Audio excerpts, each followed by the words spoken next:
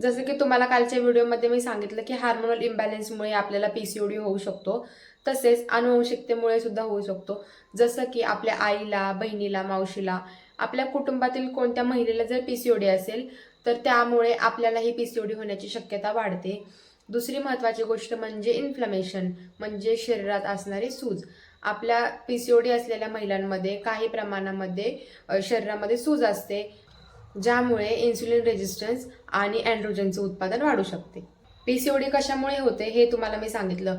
हे सांगण्यामागचं कारण हेच की जोपर्यंत तुम्हाला हे होतंय कशामुळं, रूट काय आहे त्याचा, जोपर्यंत समजत नाही तोपर्यंत आपल्याला त्याच्यावरती योग्य तो उपचार घेता येत नाही.